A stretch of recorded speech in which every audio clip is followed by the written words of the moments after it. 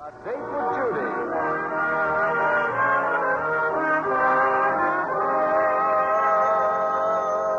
Hello, Judy. This is Oogie. I have something very important to ask you. Well, go right ahead, Oogie. Oh, I was wondering. That is, I was desirous of knowing if you'd... About what, Oogie? If you'd go steady with me. Why, Oogie, I just love to. My goodness, you would? Of course. I can go steady with you the whole first week in February.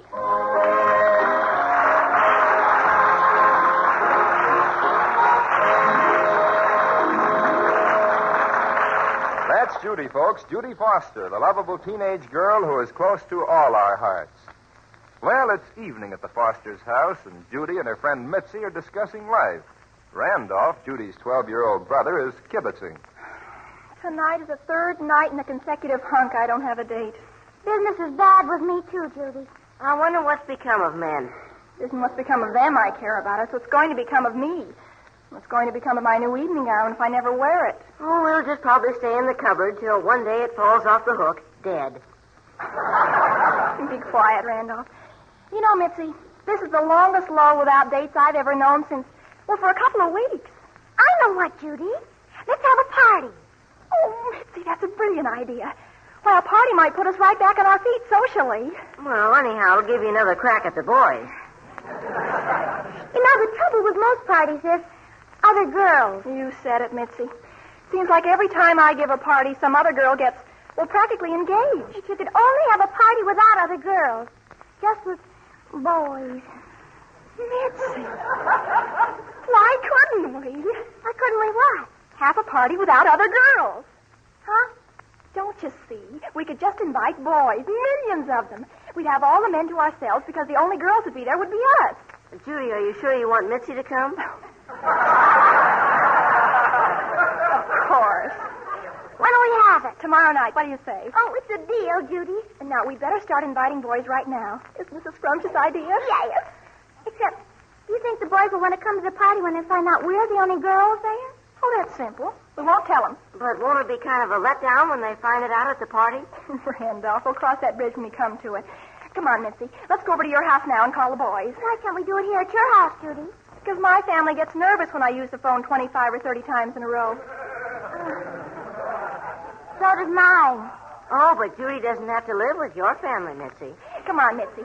If you let us call the boys from your house, I'll have the party at my house. Well, all right. That sounds fair enough. Well, so long, Randolph. Bye, Randolph.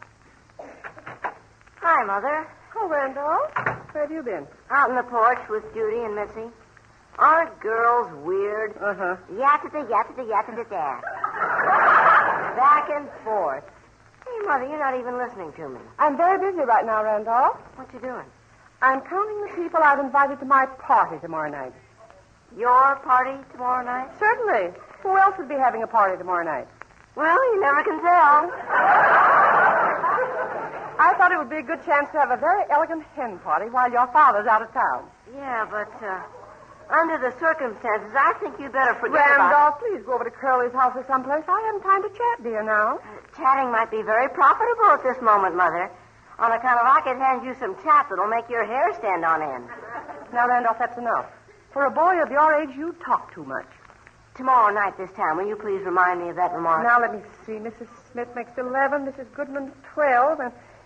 Randolph, haven't you gone yet? That's settled. I will now stand by and let nature take its course. Well, I guess that does it. Randolph, what are you going to do tomorrow night? Me? I'm just going to sit back and enjoy a double feature.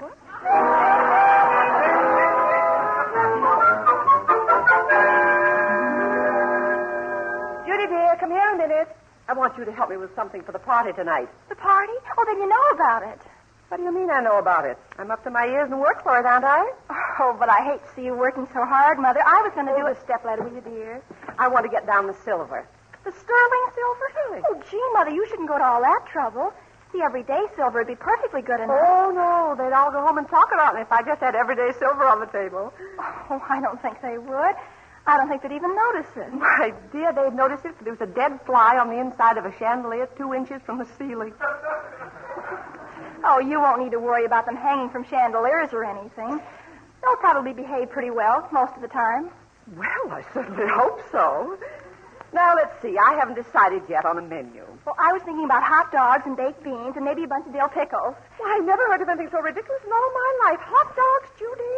Why, if I've saved enough points, I'm going to have ham and maybe a turkey.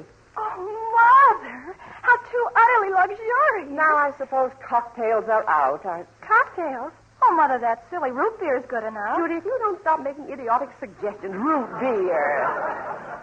Why, I want this to be one of the nicest parties ever held in this house. Well, that's the way I feel about it, but I didn't know you felt that Now, way. we'll have fruit punch and we'll serve it with the hors d'oeuvres. Oh, Mother, you're just about the most understanding person I ever heard of in my whole Well, life. if I wouldn't understand how to have a nice party after all these years. You know, Judy, this party's going to cost a lot of money. Oh, Mother, you're awfully generous. And since you're so terribly sweet, I'm going to put up 50 cents of my own money. Oh, Judy.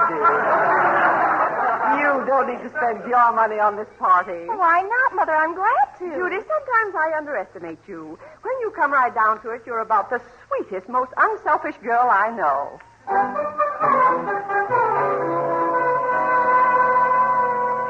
Mr. Leslie, this is Mrs. Foster. Would it be possible to order some ice cream for a party this evening? Oh. I see. Half ice cream and half sherbet, huh? Well, I'll be very glad to get it, Mr. Leslie.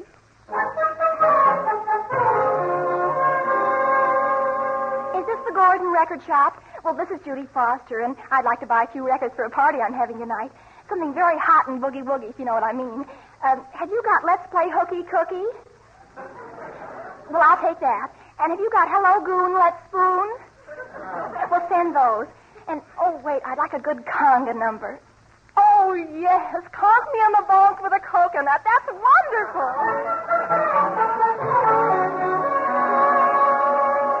Is this Mr. Mayworm? Well, this is Mrs. Foster. Yes, I'm having a party tonight, and in thinking about entertainment, I wondered if you could come and play your lovely harp for the ladies. You can? Oh, Mr. Mayworm, that will be wonderful.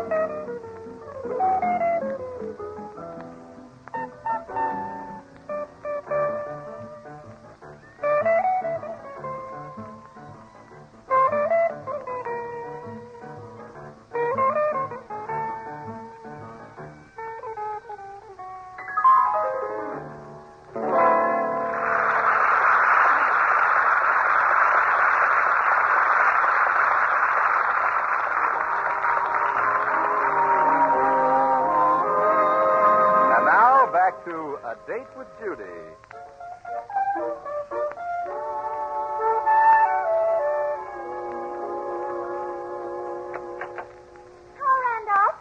Where's everybody? Well, Judy's upstairs dunking her loveliness in the bathtub. Mother's just finished dunking hers. Me, I'm just hanging around. This is going to be quite a night. Well, I think I'll go upstairs and hurry Judy along. Oh, gee, I guess somebody's coming already. Yeah, I'll go. How do you do, young man? Now, if you just hold the door open, I'll bring my harp in. Before you go to all that trouble, maybe it would be a good idea to find out if you've got the right address. This is the Foster residence, isn't it? It is, where anything can happen. Young man, is this the largest door you have in this house? It's going to be very difficult to get my harp through it. Well, maybe you could sort of fly in through a window. No levity, young man, no levity. Now, kindly send for your mother. Mother! Mother! I didn't say shout. Shouting is the only thing that gets results in this house. Randolph, did you call me? You see? Oh, goodness, Mr. William, you're here already with your harp. Yes, well, I come am. right in. He can come in, but the question is, can his harp? This is the smallest door I've ever Well, encountered. now, don't break your harp trying to get through. Don't. Now, be careful. Randolph, suppose you and Mr. Mayworm go around to the back door and see if you can get the harp through that way. Oh, don't worry. I'll open wide them pearly gates. Come on, Mr. Mayworm. Oh, I'm getting all worn out lugging this harp around. I wish I'd have stuck to my piccolo.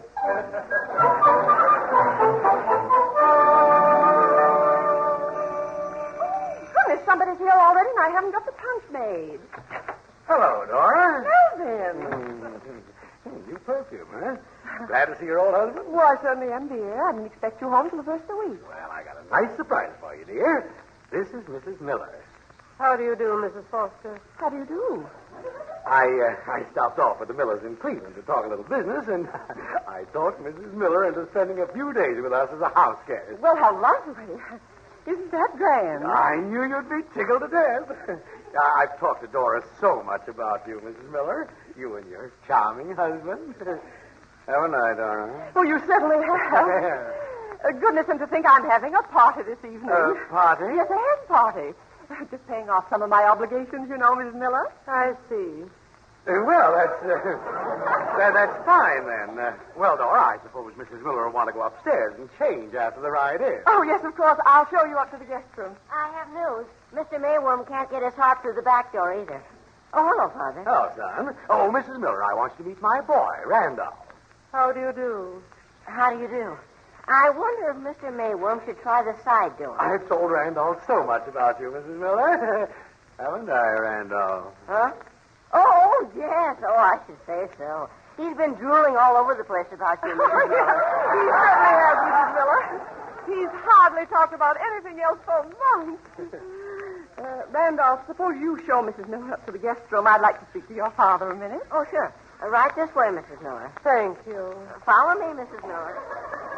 Goodness sakes, Melvin, who is she? Dora, she is the stiffest, most straight-laced, tight-mouthed woman in the world. That's obvious, but I still ask, who is she? She's W.L. Miller's wife. Who's W.L. Miller?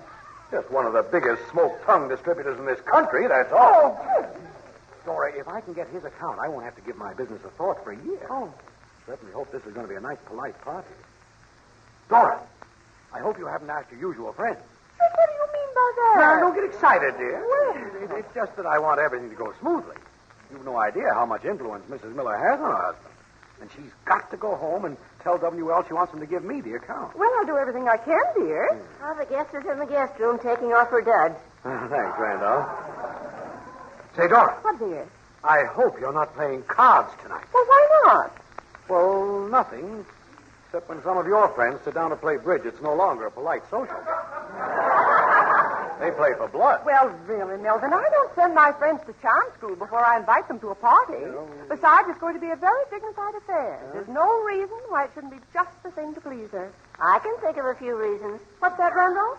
Sort of a quick glance at my watch makes me realize that it's too late to bring up a thing. Well, if you mean about Mr. Mayworm's harp, have him try the side door. Huh? Now, look, Dora, there's no sense in my hanging around. I'm going to leave Mrs. Miller entirely to you. Well, what are you going to do, dear? Well, I think I'll go bowl a few games. You certainly don't want any men around the house tonight. Well, I should say not. Oh, I should say not. I should say not. Well, I'll run along then. Have a good time tonight, and please, Dora, whatever you do, see that Mrs. Miller has a good time. Oh, don't worry about her. Mrs. Miller certainly came as a surprise. I'm certainly glad we're going to have a nice party for her.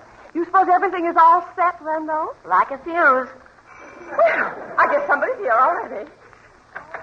Oh, hello, Mrs. Foster. Oh, okay. I guess Judy and Mitzi will be down just a minute. Now, I hope you'll go out someplace and don't come back till the party's over. Till the party's over? Yes. But Mrs. Foster. Hello, Oogie. Hi, Oogie. Hi. Am I the first one here? Boy, do you look snazzy.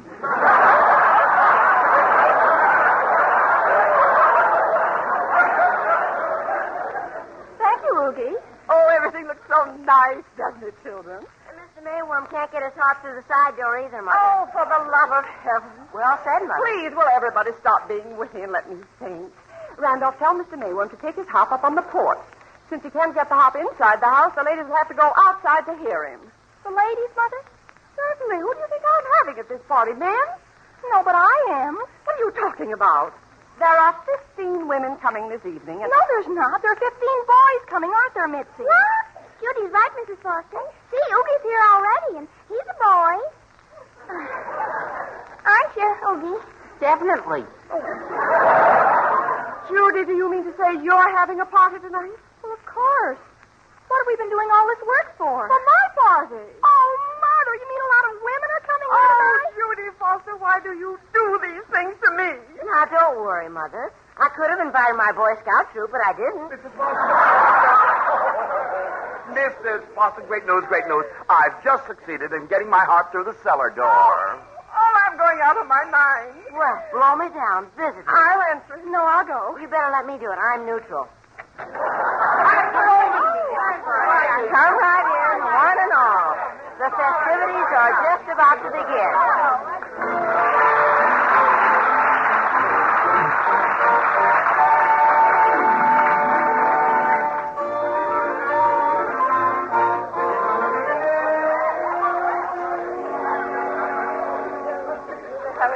You've met all the boys, Mrs. Miller? I have.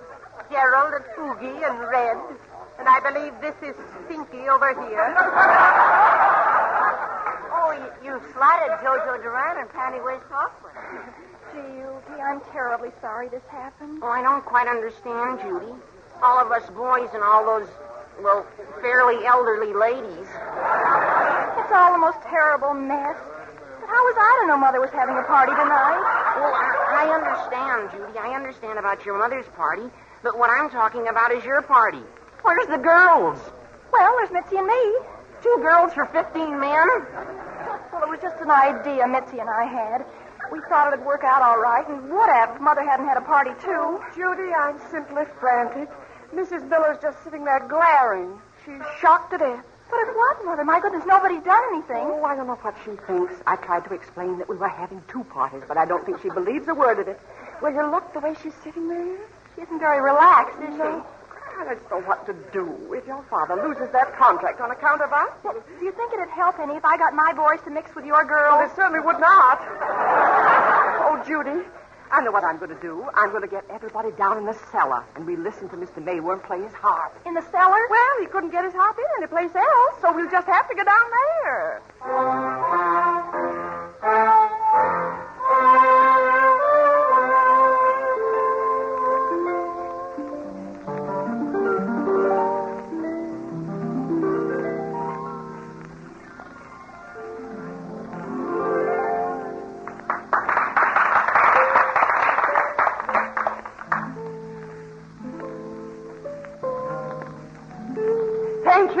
Thank you, Mr. Mayworm. Thank you. And now, everybody, let's go upstairs. And now for my 5th rendition. I've chosen a medley of the lesser-known works of Giacomo Meyerbeer. Oh. Well, all right. Go ahead. Oh, brother. Here we go again. Be quiet, Randolph. You're not supposed to be here at this party anyway. Who is? Gee, boys, I'm terribly sorry about this. This is the hottest jam session I was ever to. I wish he'd jive it up a little. On a harp? I'm terribly sorry. It's all part of the terrible mistake. They're the best-looking girls at this party I ever saw. They're part of the mistake, too. Be quiet, Mitzi. Mr. Mayworm's glaring at us. I'm glaring at him, too. My special favorite number is Mrs. Miller. Look, she's asleep on her double chin.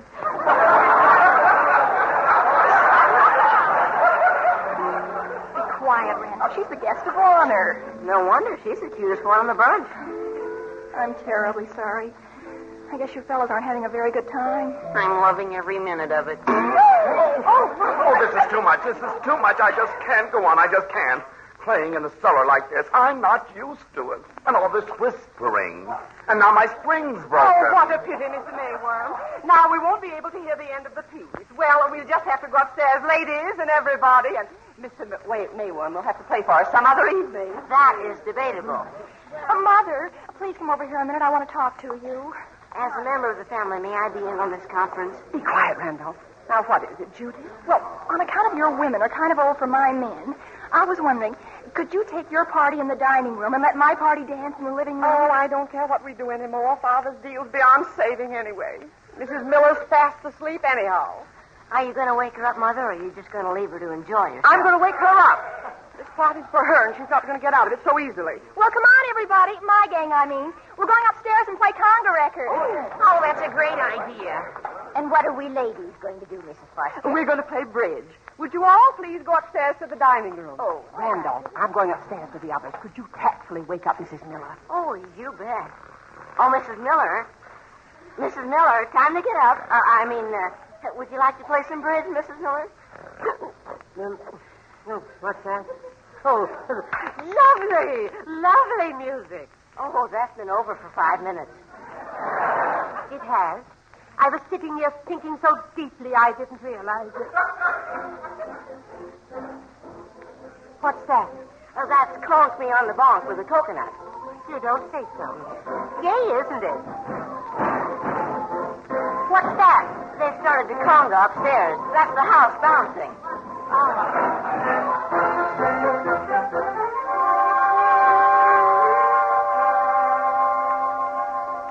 Well, I guess I'll enter that tournament after all. You bowled a swell game, Foster.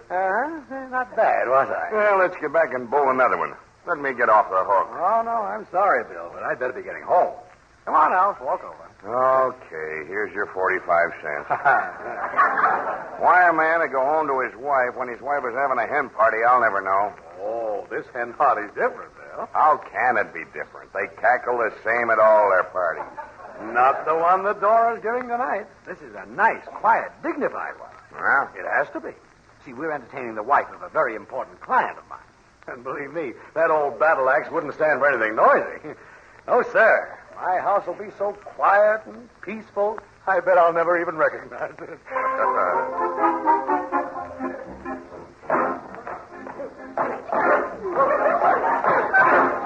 Young people do make a lot of noise, don't they? You know, Mrs. Foster, just while I'm dummy, I think I'll go in the living room. See what they're doing. All right, but hurry back.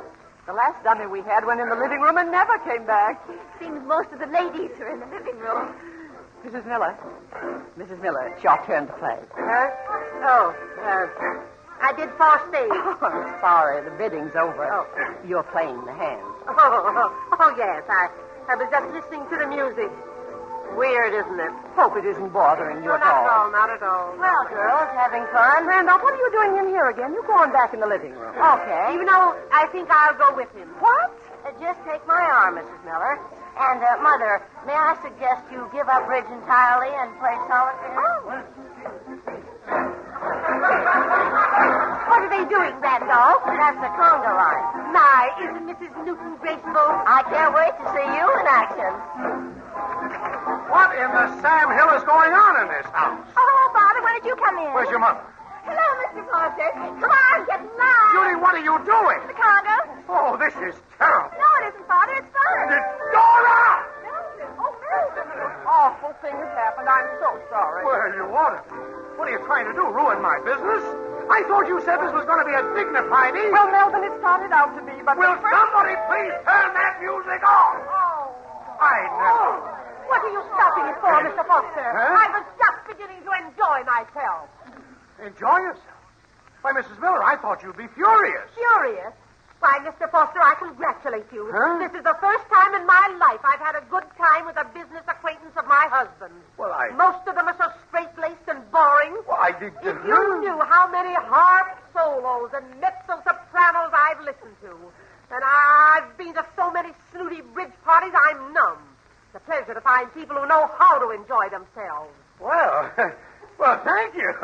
Yeah. Why don't you join our conga line, Mrs. Miller? Well, I don't know how to conga, but I'll bet I can still bunny hug. Bunny hug? Oh, Mrs.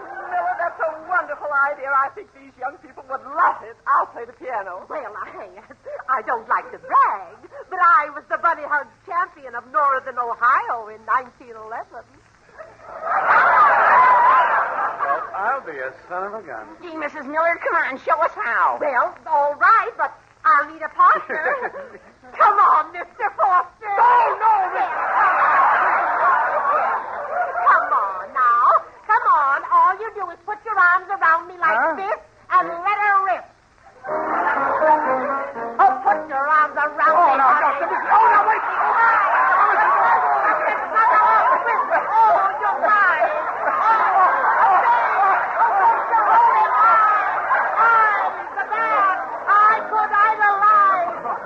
Look at me, my heart beats. Oh, I'm a little rusty. Not so you can notice.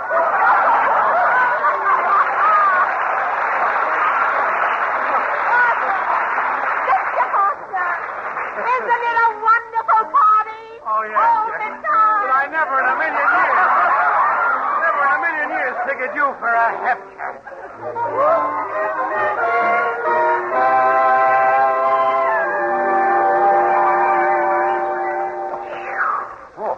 That was some party. Wasn't it?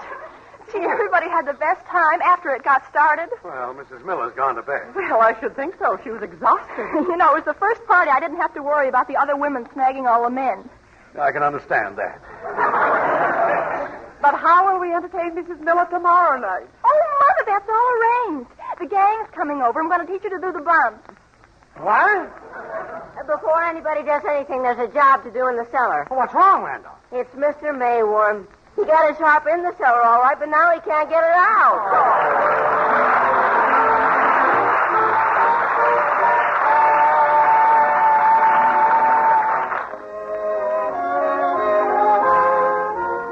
A Date with Judy is written by Elaine Wesley and stars Louise Erickson and Dix Davis. Mr. and Mrs. Foster were played by John Brown and Myra Marsh. Music was composed by Paul Sawtell and conducted by Konstantin Bagalenikov. The program was produced and directed by Helen Magg.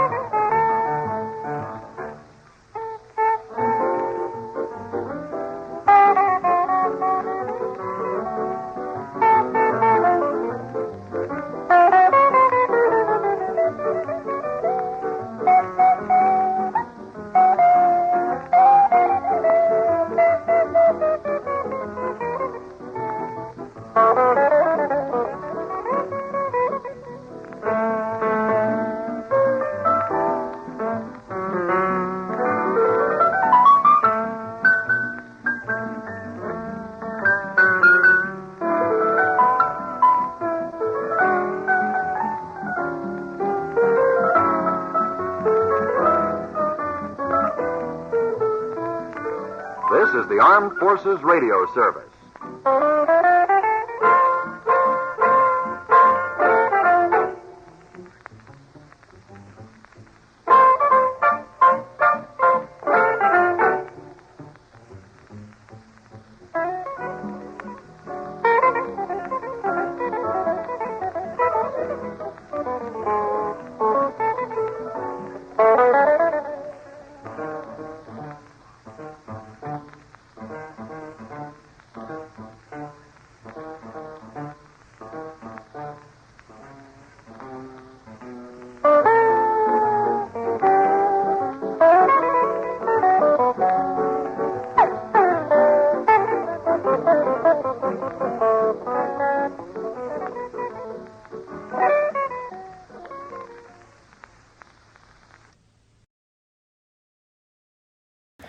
All right, that concludes the first episode of the night.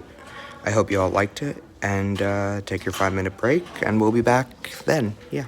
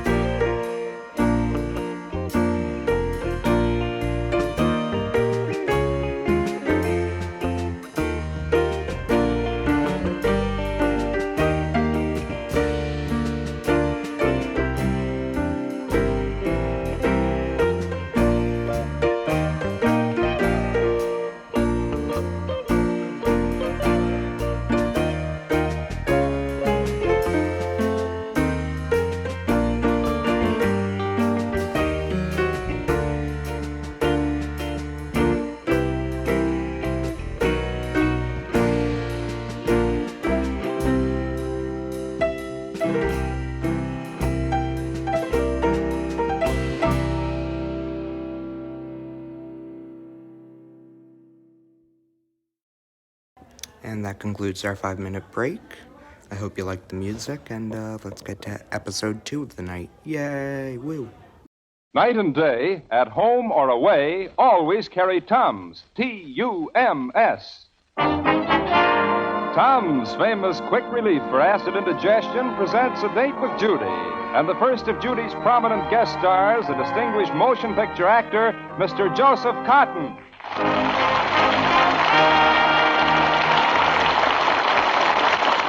And now to keep our date with Judy, that lovable teenage girl who is close to all our hearts. Your date with her each Tuesday at the same time is arranged by the makers of Tums, famous quick relief for acid indigestion. As we look in at the Foster house now, Judy, her kid brother Randolph, and her parents are in the living room. What are you doing, Judy? Writing a very important letter, Mother. Judy, are you writing fan letters again?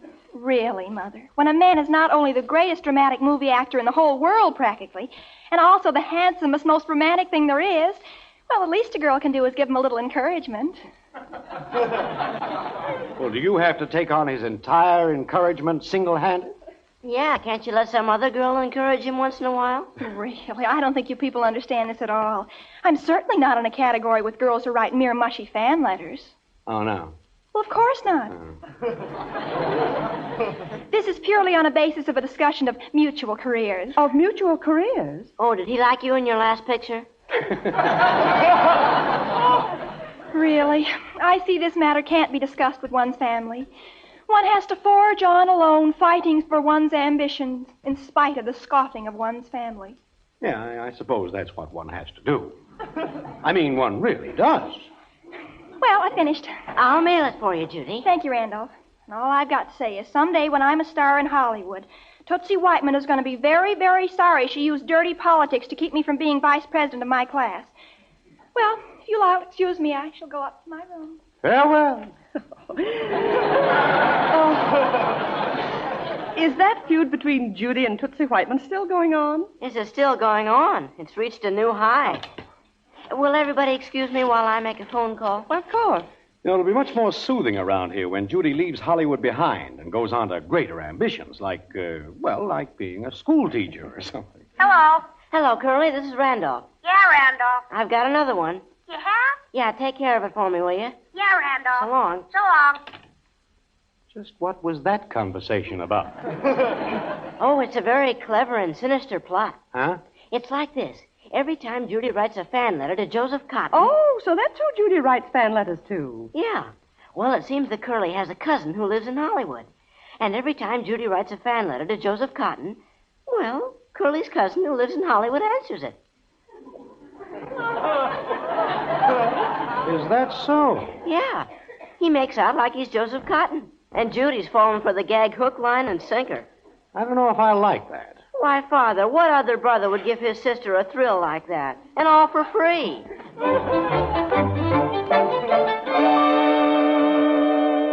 Randolph, it's here. It's here. What's here? His letter. Oh, I can't wait to read what he says. Oh, this is so wonderful. Oh, where's the phone? In its usual place. Just wait till Tootsie Whiteman hears this. She'll die. That's what she'll do. She'll just die. Well, don't ask me to go over and pick up her body. Hello? Hello, Tootsie. This is Judy. Yes, Judy. Well, Tootsie, I thought you'd be interested in the latest. Oh, did you get another letter? Listen to this. My dearest Miss Foster. Dearest, it says, Tootsie. Do you hear that? Yes, I heard it. My dearest Miss Foster. I think I should really be calling you Judy by now, because I feel that I know you so well. I have studied your lovely face again and again, and I thank you so much for sending me your photograph as I asked you to. It said a lovely face. Do you hear that, Tootsie? Yes, I heard it. Oh, this part's simply wonderful. I have decided that you are amazingly photogenic, and if you should ever come to Hollywood, please let me know so I can arrange a screen test for you. A screen test. Do you hear that, Tootsie? Oh, I really wouldn't go to Hollywood if I were you. I hear you get terribly tired of the climate there. Just sunshine all the time. Oh, I wouldn't mind that. Yes, but what about Oogie Pringle? You and Oogie are such close friends. He's terribly in love with you, and if you went to Hollywood, you'd have to give up Oogie naturally. Oh, Oogie's just an immature boy. 17 and a half? Yes, but he's so adolescent. Judy, if you don't mind, I really have to hang up. My mother's waiting for me to go to town. Oh, well, you don't want to hear the rest of the letter. Oh, that's probably just a form letter he sends out to all his fans. I hear that's what they do, form letters. Well, so long, Judy. So long. Well, did she burn? She's green with jealousy, saying it was just a form letter. Oh, I could feel whole waves of intense envy radiating over the telephone wires. That's nice. Oh, it's wonderful. Look at me, Randolph. Do you really think I'm photogenic? Well... Never mind answering. The main thing is a gorgeous, dramatic, handsome, superb actor like Joseph Cotton thinks I'm good enough to be in pictures.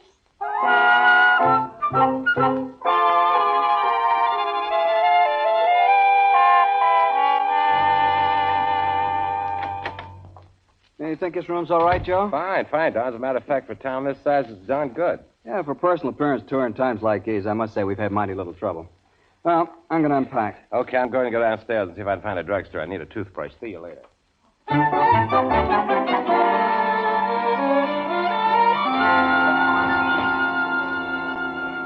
I want a box of mascara, some pancake makeup, and an eyelash curler, please.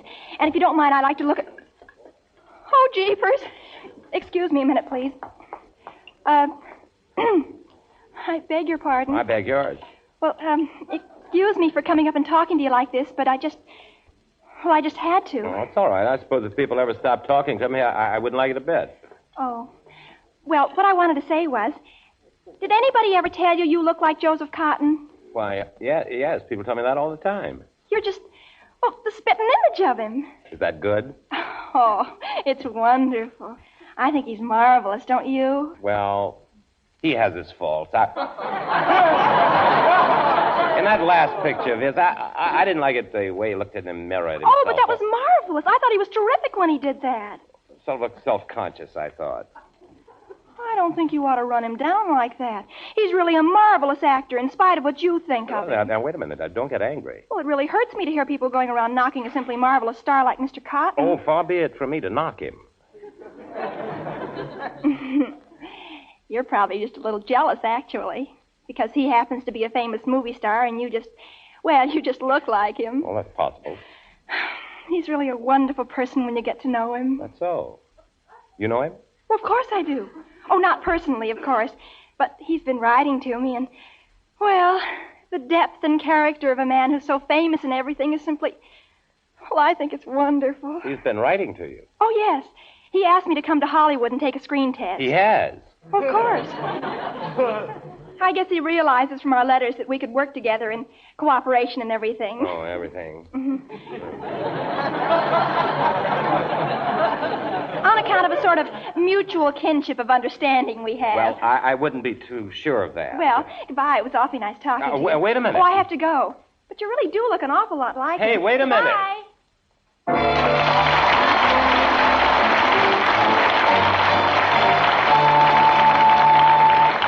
You don't have to eat too much or too fast to get acid indigestion. Just plain modern living with its worry and nervous strain is enough to make anybody's stomach over acid now and then.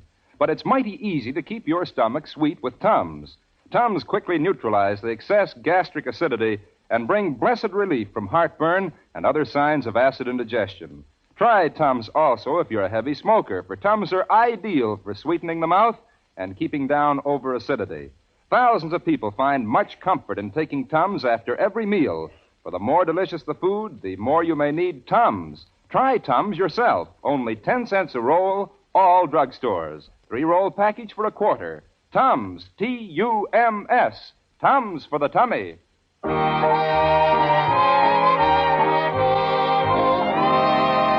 now back to A Date with Judy.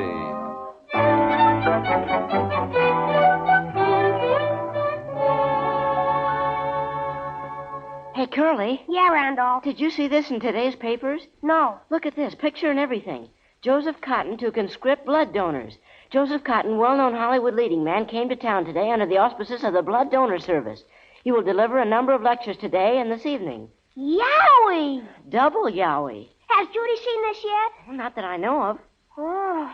Well, should we let her down easy or let nature take its thumb?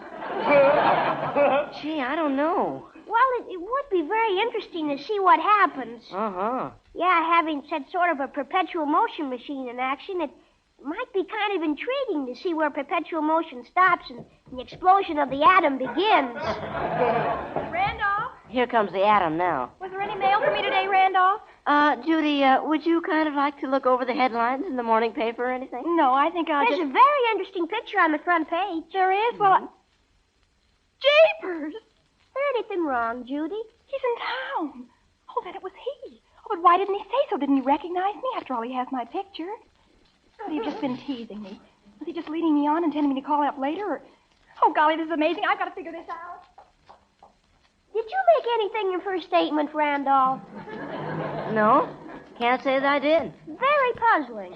Stimulating, though. Yes, very. Decisive reaction of some sort there, wouldn't you say? Yes, quite. Doorbell. I'll get it. Well, hello, Oogie. Hello. Want to see Judy? No. Well, as a matter of fact, I'd like to see your parents.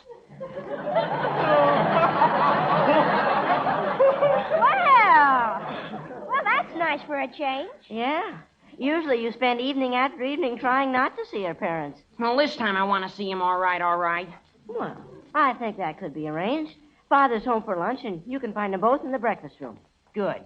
I shall accompany you. Excuse me, Curly. Okay. Yes, sir.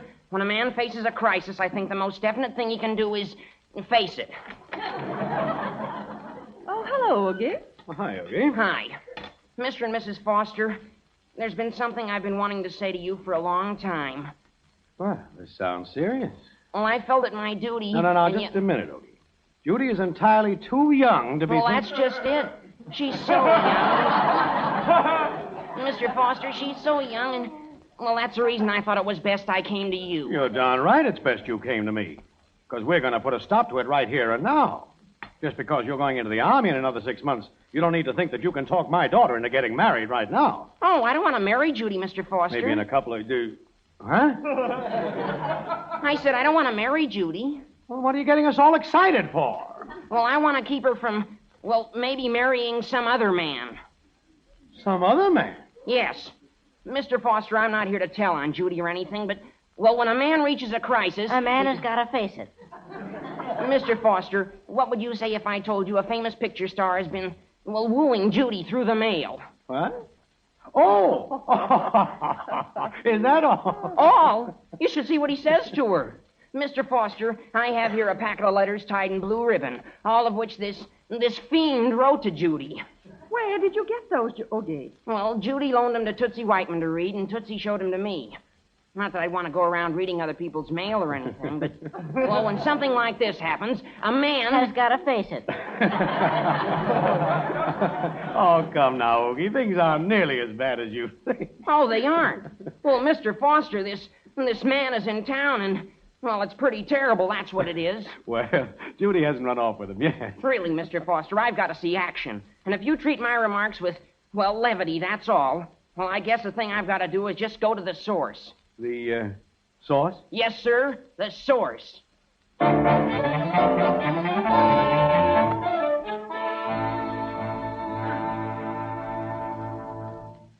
there's a boy outside wants to see you. Boy? Yeah, a kid about 17. He's been prattling something about some letters you wrote to a girl. Some letters? You know, Don, this is the second time today I've been accused of writing letters to a girl. I wish I knew what this was all about. You want to see him? Yeah, send him in. Okay. Right in here. Yes, sir. Hello. Oh. Anything I can do for you? Yes, yeah, there certainly is. I mean, yeah, you certainly can. Well, just sit down. Now, let's hear all about it. All right. Well, it's like this. Mr. Cotton, I just think it's darn unfair to make a guy like me compete with a guy like you. What was that? I mean, what chance has a guy like me got competing with a famous screen star like you? I mean, well, it's unfair competition. Well, I don't believe in unfair competition. I'm very much against it. Now, state your case. Well, these letters you've been writing Judy, I don't think it's very sportsmanlike. You have them here? Yes, this packet. Let me see them. No, don't try to get them away from me. I'm keeping them. You don't need to think you're going to snatch the evidence so that when this thing gets to court... The evidence? Well, I had no idea this innocent-looking packet of letters constituted evidence. Well, they certainly do. And they remain in my possession. I quite understand, Mr. Pringle. Oogie Pringle. I quite understand. I'll return them to you as soon as I look at them a minute now. Don will be a witness here, won't you, Don? That I will. All right, now let's see. Dated Hollywood, December 27. So far, so good. Now, we have as follows. My dearest Miss Foster. You didn't need to have said dearest. You could have said just plain dear madam. Yes. Yes, I could have. We'll mark that down as unfair. All right, let's proceed. I think I should really be calling you Judy by now because I feel I know you so well. Did I write that? Yes, sir. Corny, isn't it? Oh, that's just the beginning. Now it really gets going. I have studied your lovely face again and again, and I thank you so much for sending me your photograph as I asked you to. Ungrammatical, isn't it? No excuse for that. And there's no excuse for asking her for a photograph either. My goodness, when you have all those beautiful girls to ask photographs from, like Lana Turner and Hedy Lamarr, and all I've got is Judy. Oh, from all what I know about her, she sounds like plenty. Well, look here. Boy, is she snazzy. Well, let's proceed. Amazingly photogenic. And if you should ever come to Hollywood, please let me know so I can arrange a screen test for you. You see, that's what's so unfair. You can lure her with screen tests and everything, and, well, all I've got to offer is just girl vocalist of Oogie Pringle's high school hot licks. That seems enough for her. Well, not when you go around dangling screen tests at her. I see what you mean. Well, Mr. Pringle, what would you like me to do about this? Well, I'd like you to... Well, spend your time luring Lana Turner or somebody. That sounds like an interesting idea. Well, you see, Mr. Cotton, I know you're not really serious about Judy. To you, she's just a toy to be, well, toyed with for a moment and then cast aside. Like an old shoe. Yes. When on the other hand, I'm very serious about Judy. And someday when I'm through school and I'm earning my own living, in about 10 years, well, I'm going to marry Judy. Well... In view of what you've just said, I feel rather ashamed of myself, Oogie. You do? Yes, I had no idea of anything like this, but now I do. I want to assure you that you can consider my courtship of Judy at an end. Really, Mr. Cotton? Yes. I give you my word I'll never dangle a screen test in front of her as long as I live. Judy and I are, well, through, as you might say in pictures, washed up, done, finny. Oh, gee, Mr. Cotton, that's really very nice of you. I can see you're the better man, Oogie, and I wish you luck. Oh, thanks, Mr. Cotton. Yeah, I'm sort of ashamed of the way I barged in here, so sore and everything. Didn't know you were going to turn out to be a gentleman like this. I mean, well, I want to tell you something, Mr. Cotton. It's been a pleasure to have a man like you for a rival. And I'd rather have you for a rival than anyone I know. The nicest compliment anyone has ever paid me. Thank you, Oogie. Thank you, Mr. Cotton. Well, so long. So long. And I just want you to know I heard you were here on account of the blood bank. And I just want you to know I'm going right down there and give quarts. Now, that's what I call recruiting. Don, I don't like this. What do you mean? Those letters. I held one out on Oogie. I'm going to track this down and find out who wrote it. Don, I think somebody's conducting a racket someplace. You do? I certainly do. Somebody someplace is getting hold of fan letters and writing to those girls, promising them screen tests. I don't know just what his racket is, but, brother, I'm going to find out.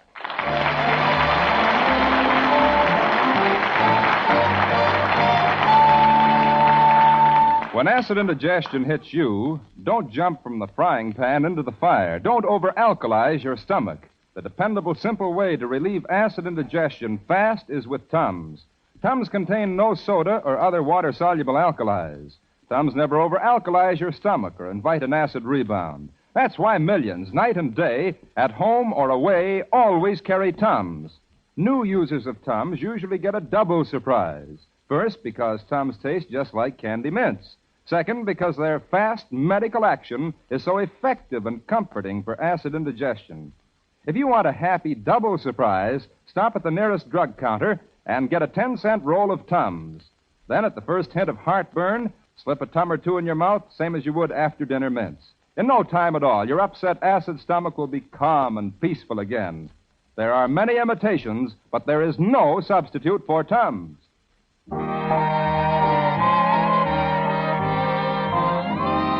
now back to A Date with Judy.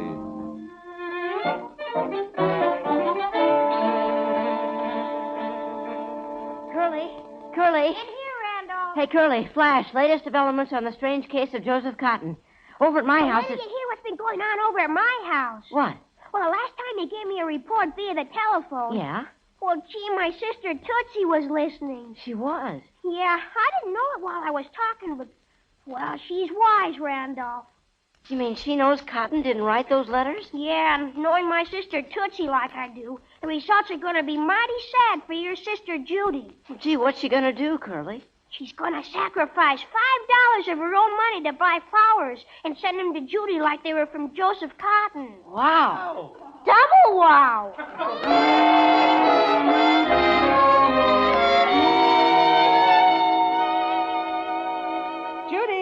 Judy, come here. Yes, Mother? Judy, look at these flowers that just came. Oh, aren't they gorgeous? Oh, they're the most exquisite things I ever saw. Who are they for? They're for you. I wonder who they're from. Oh, here's a card to Miss Judy. Oh, Mother. They're from Joseph Cotton. From Joseph Cotton. Oh, Mother. From What? And look what it says. Dear Judy, accept this little token of my affection and promise you'll have a date with me tonight after my lecture at the auditorium. I'll pick you up at your house at 9:30. Signed, Joseph Cotton. Oh, Mother! Oh, I don't believe it. This is absolutely the most thrilling thing that ever happened to me. Going out with a movie star who sends me flowers. Oh, Mother! Now, wait just a minute, Judy, before you get so excited. What'll I wear? Oh, but Judy, you... Should I go look at my evening gown or should I call Tootsie Whiteman first? Will you not... Should I wear flowers in my hair? Well, dear, Do you think I'll look sophisticated if I wear mascara? Now, Judy. Oh, there's the doorbell. I'll answer it. I'll be glad to, Mother. Oh, hello, Tootsie. Hello, Judy. By a strange coincidence, I was just going past your house and I thought I'd drop in for a minute. Well, I'm so glad you did, Tootsie. Just look what I've got. What? Flowers. And you'll never guess who they're from. Well, I can't imagine. Who are they from? Joseph Cotton. Well, fancy that.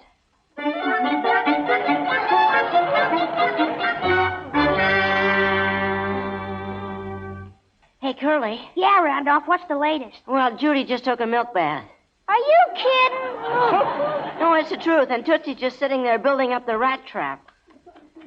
Randolph, I shudder for your sister Judy. Yeah, so do I. Well, there's only one thing to do. When a man faces a crisis, he goes right to the source.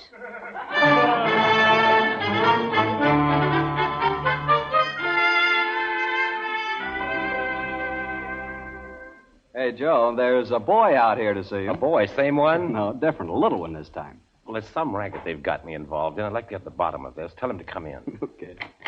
Come on in, son. Oh, thank you. Mr. Cotton. Yes, sir. Hey, excuse me for butting in, but I felt I had to talk to you. Oh, Mr. Cotton, I wish to give you a full confession. You wish to what? There's something going on I feel you ought to know about. I'll bet there is. Now, all right, tell me all about it. Well, you see, it was this way. I have a friend named Curly,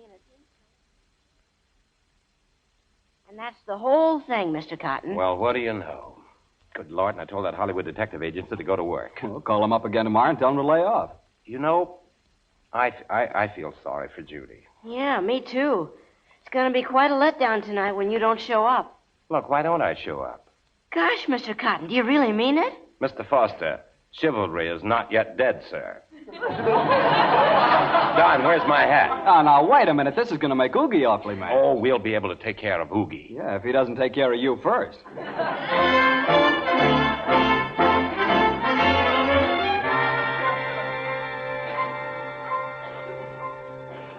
Jeepers. It's 9:33 and a half.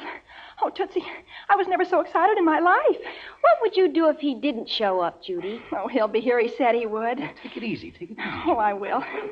Tootsie, do you think when he gets here I should be kind of leaning languorously over the piano? Or do you think I ought to be draped rather languorously over a chair? I wish I could drape you languorously over my knee. He's nearly 4 minutes late already, isn't he, Judy, dear? Oh, that's him. I mean, he... Do I look all right, everybody? You look wonderful, Judy. Yes, you look almost too wonderful. Can I come with you to the door to greet Mr. Cotton? All right, Tootsie, it's a special favor. Oh, I can hardly wait. Good evening, Judy. Oh, Mr. Cotton. Oh, brother.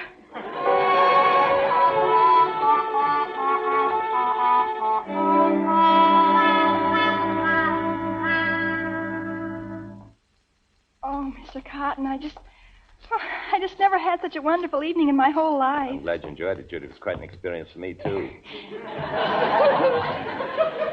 Would you like to come in? No, I'll say good night to you out here on the porch. Yes, it's much more romantic out here, isn't it? Yes. And speaking of romance, Judy, there's one more thing I wish you'd let me say. Oh, Mr. Cotton, I'm terribly young, I guess, even though I'm much older than I look. But if you'd be willing to wait until I finish high school... No. That's not exactly what I mean, Judy. The kind of romance I want to talk to you about is, the kind of romance that exists between you and the boy, rather, a man of your own age. You mean... Yes, Anna. That's the best kind of romance there is in the world. Take it from me, I know. You don't need Hollywood. You've got everything right here in this beautiful town. You don't need make-believe either. You've got the real thing if you only knew it. And someone like, what was the name of that boy you were telling me about? Oogie? Yeah, that's his name. Oogie. You know, Judy, he sounds like such a fine boy. You think it over, will you? I will, Mr. Cotton. Well, I'll say good night now. It was a real pleasure knowing you, Judy. Oh, Mr. Cotton, it was beautiful knowing you. Good night. Good night. Good night, Mr. Cotton. Psst, Mr. Cotton, it's me, Oogie. Oh, hello, Oogie. I waited in the bushes like you told me to, and I heard what you told Judy. You did? Yeah, and... Well, I want to thank you, Mr. Cotton. Oh, thank you, Oogie. Gee, it isn't every guy in the world who can have a famous movie star to do his wooing for him. But, Oogie, it isn't every movie star who can have a man like you for a rival.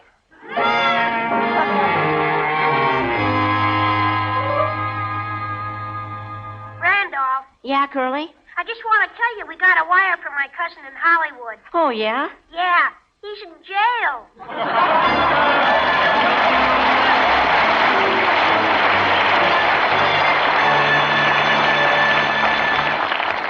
We'll be back with the Fosters next week. And don't forget, ladies and gentlemen, the next time you have a spell of acid indigestion, you're going to try Tums. The more acid indigestion slows you down, the more you'll appreciate how fast Tums can pick you up. Although they act fast and decisively, Tums contain no soda. No danger of over-alkalizing your stomach with Tums. No, sir. And no acid rebound either. Tums are displayed on all drugstore counters. But whether you see them or not, ask plainly for Tums. There are many imitations, but there's no substitute for Tums. Tums cost only 10 cents a roll or a 3-roll package for a quarter. Tonight or tomorrow morning, get Tums, T-U-M-S, Tums for the tummy. Joseph Cotton appeared through the courtesy of David O. Selznick and can be seen in the production I'll Be Seeing You. And don't forget, ladies and gentlemen, to be listening when Frank Sinatra keeps his Date with Judy. A Date with Judy is written by Aline Leslie and stars Louise Erickson and Dix Davis. Mr. and Mrs. Foster were played by John Brown and Myra Marsh.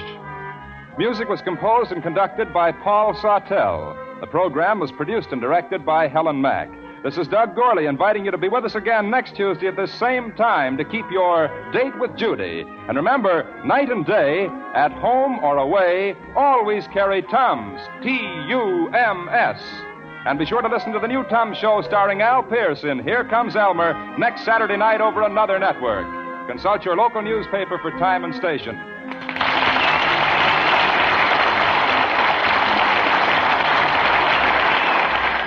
Ladies and gentlemen, this is Joseph Cotton again.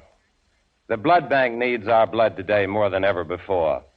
Victories and successes mean wounded and casualties. Blood to save a wounded man is one of the finest personal contributions possible in this war. Your pint of blood will lift the weakened hand that will pull the trigger, that will send the bullet, that will end this war 1 minute sooner. Your blood today means his life tomorrow. This is the National Broadcasting Company.